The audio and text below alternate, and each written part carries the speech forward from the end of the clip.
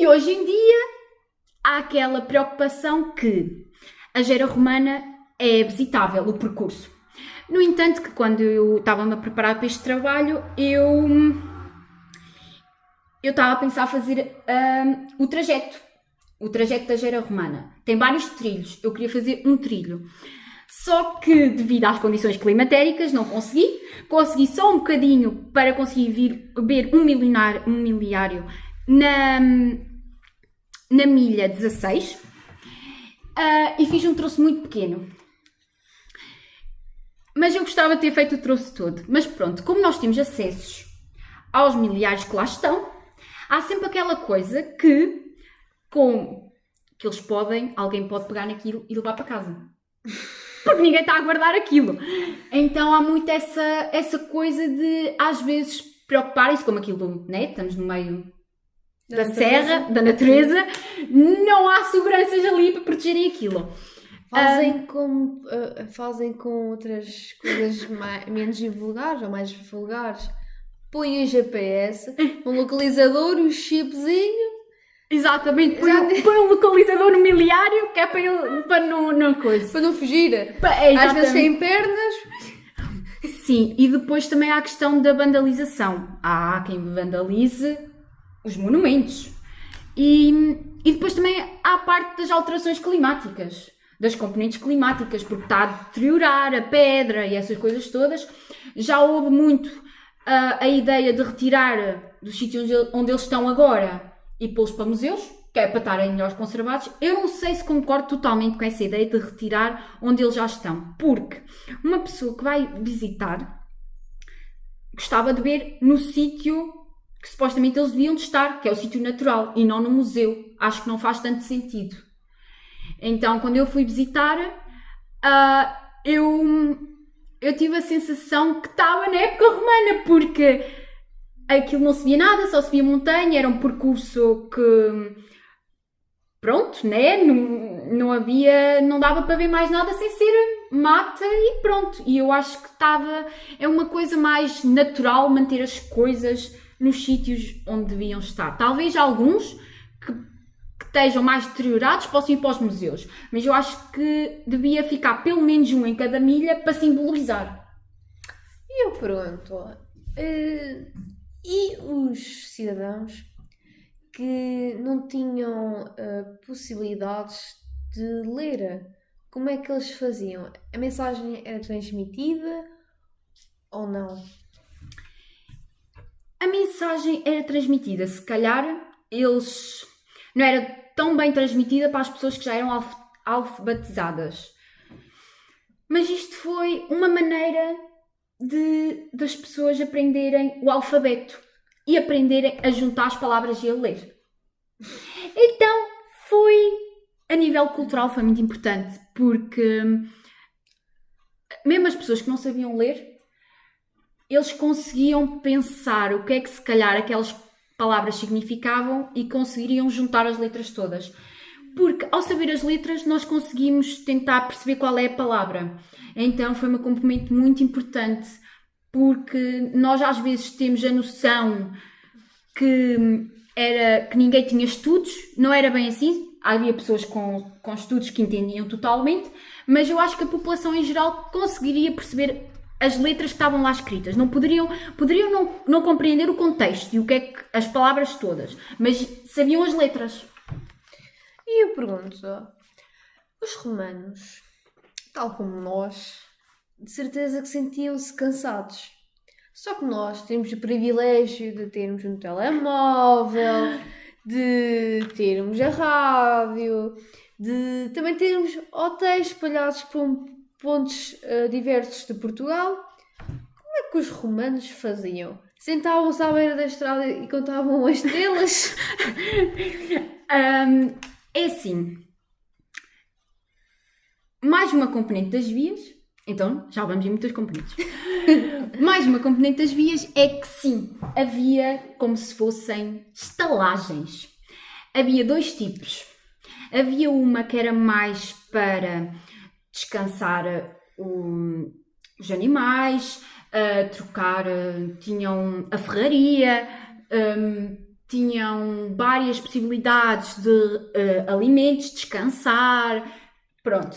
E depois tínhamos outras que eram mais chiques, por assim dizer, que já possuíam, já podias pernoitar, possuíam termas, ao bom sistema romano, tinham vários banhos, água aquecida, água tépida e água fria, e poderiam comer, descansar, pernoitar, poderiam estar lá um tempo descansado, enquanto na outra era um descanso assim rápido, tratar dos animais, essas coisas, e pronto, e era isso mesmo. E eu pergunto também, qual foi a sua motivação para escolher este tema, que é as vias romanas? Eu para me preparar para este trabalho, quando o professor sugeriu um podcast e um trabalho sobre um tema que nós quiséssemos, eu fiquei muito indecisa. Eu tinha muitas possibilidades ao início. Eu percebi que queria logo falar em alguma coisa relacionada com o Norte, porque eu já teria visitado Braga anteriormente e visitei o Museu Dom Diogo de Sousa, que tem muita coisa, e eu fiquei um bocado dividida de que assunto é que eu ia explorar. E como eu tinha medo de explorar superficialmente muitos temas, explorei este tema mais a fundo das vias romanas e os seus vários componentes.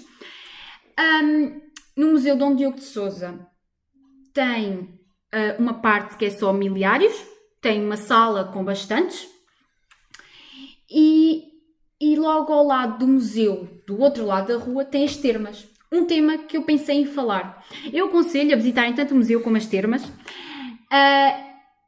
para perceberem que as termas interligavam a cidade de uma maneira incrível.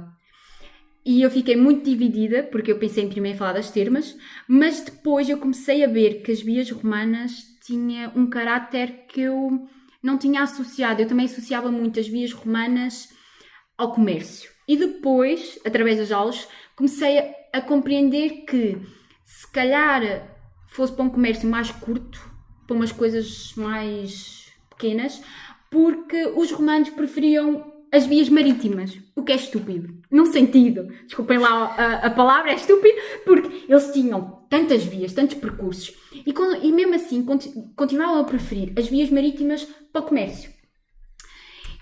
O que isto é um bocado estranho, porque as vias marítimas tinham a desvantagem de, em certas épocas do ano, não serem tão boas, enquanto as vias terrestres, em todas as épocas do ano, funcionavam. E eu percebi que as vias eram mais do que para o comércio e mais do que para deslocamento de tropas, porque o correio que vinha de Roma ou notícias importantes espalhadas pelo Império era muito mais facilitado. Por exemplo, pessoas que viajavam bastante de um sítio para o outro, queriam conhecer os vários territórios que englobavam o Império, e era uma forma de romanização, certo?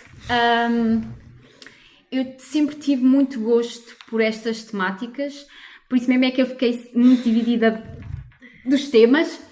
Eu aconselho a visitarem bastante o museu, as termas, e não esquecem de uma coisa muito importante. Eu visitei um museu já no Parque Nacional da Peneda de Gerês, que é um museu especialmente sobre as vias de comunicação e sobre a Gera Romana. É que aquilo diz tudo. Aquilo tem maquetes a exemplificar como é que faziam estradas de várias camadas, tem maquetes sobre estas casas para descanso nas vias, tem tudo, é incrível. E eu acho que vale muito a pena fazer o percurso. Eu fiz só um bocadinho, mas quando eu tiver a oportunidade eu vou fazer essa trilha, porque eu não tive a oportunidade de ver certas milhas que dava mesmo, ainda tinha a calçada toda, e comprovava-se, tinha lá marcas de rodas e de coisas assim, comprovava-se mesmo que aquilo era daquela época, que não era falsificado. E pronto, eu gostei muito da experiência. Há muitas mais coisas a falar sobre as vias romanas, aqui isto foi só uma pequena conversa, o trabalho é muito mais alongado. E pronto, foi um gosto enorme fazer este trabalho. Eu sinceramente começo-me a sentir dividida, porque eu escolhi a vertente de História e não a vertente de Arqueologia, mas sim, teve um grande impacto em mim fazer este trabalho e poder comunicar com vocês em casa, né? Espero que aprendam alguma coisa. Se eu tiver cometido algum erro, desculpem-me lá, que isto aqui ainda estou a aprender, o segundo ano ainda está aqui a desenvolver-se em mim. Muito bem. Acho que vou dar por terminado este podcast. Foi um prazer ter-vos a vocês a assistir connosco. A arqueologia escava caminhos. Nós tivemos aqui uma possível arqueóloga. Com isso despedimos e até um dia destes.